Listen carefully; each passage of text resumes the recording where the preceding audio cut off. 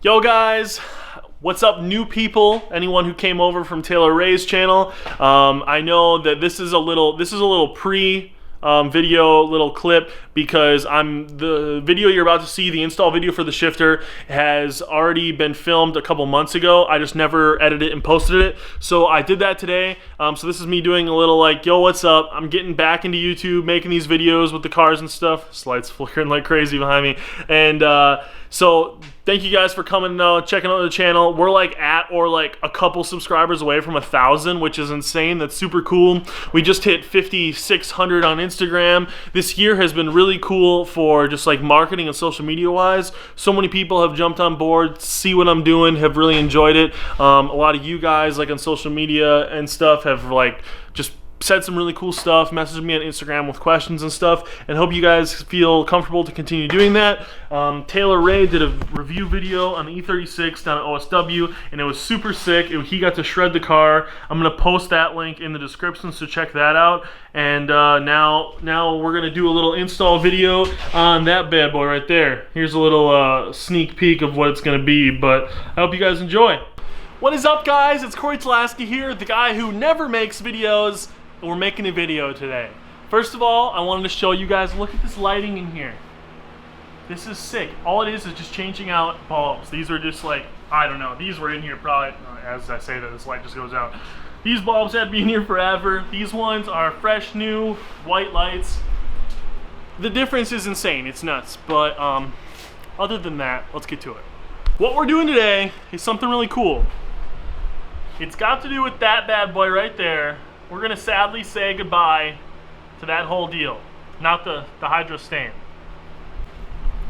My sponsor Condor here, well, they sell these bad boys, these IRP 6 shifters, this whole mechanism with the reverse lockout and everything.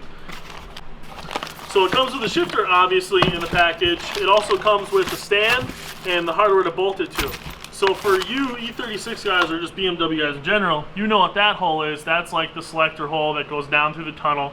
And basically that is going to connect to our selector rod, our tranny that's coming back.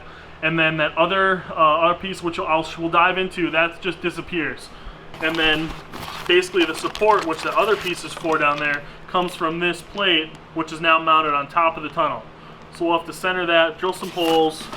We'll have to bolt that in and then bolt this to here centered. So that's the task of today. All right, so to start off first, when you're going to be replacing your shifter with any shifter, especially this one, you're going to have interior and all this stuff here. Now you don't have to worry about that immediately. The first thing you're going to want to do is go underneath the car and probably just unbolt the front part of the drive shaft. It'll make everything really easy. You don't have to do that, but trust me, it's going to make your life a whole lot easier to access that, where it'll just kind of drop down and then you have straight up access to the bottom of the shifter like mechanism. Now if you have a stock car and you have your full interior, unlike this, your shifter is still only held in by everything below this, right? So there isn't like stuff in your interior or whatever that's holding your shifter in. It's literally just your shift boot and then this boot that seals it to the tunnel. So you don't have to worry about tearing everything up just to replace the shifter.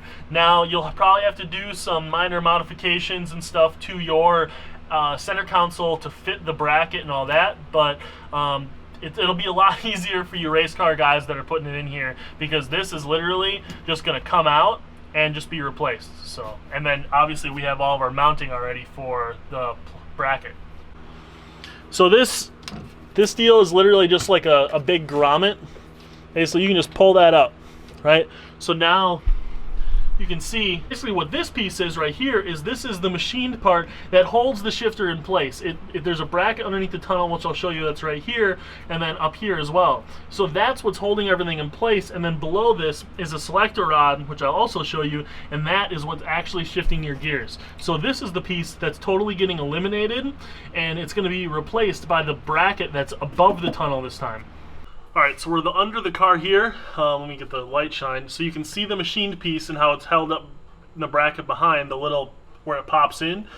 And then you see the selector rod, which that's, I have an aftermarket as well. That's Rogue Engineering, which I actually had to machine it down, or I didn't machine it, but I grinded it down a ton because it kept hitting the guibo and knocking it out of gear, so I just stick with your stock selector rod if you have it. It's totally sufficient.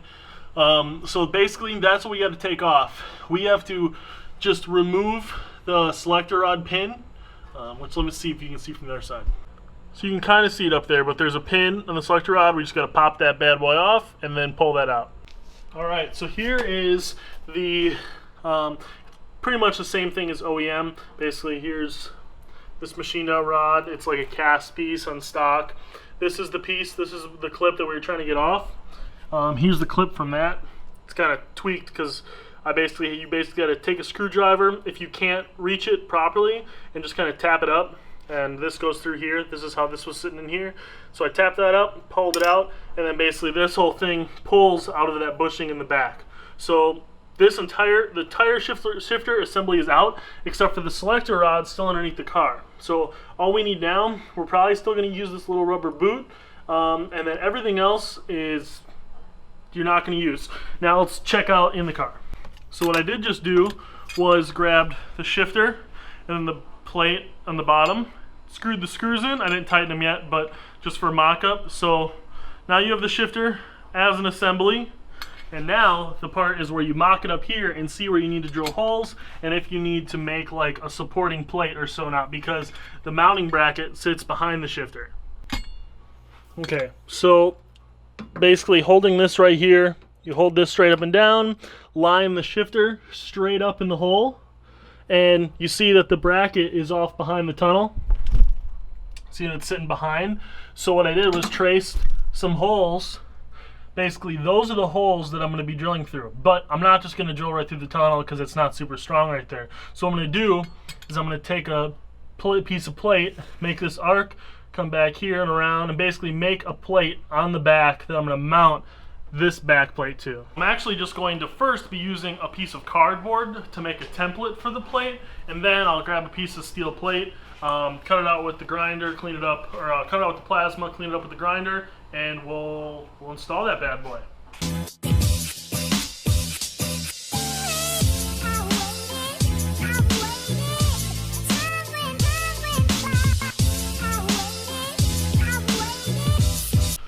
So there you have it. As lame as it might be, here's my cardboard template.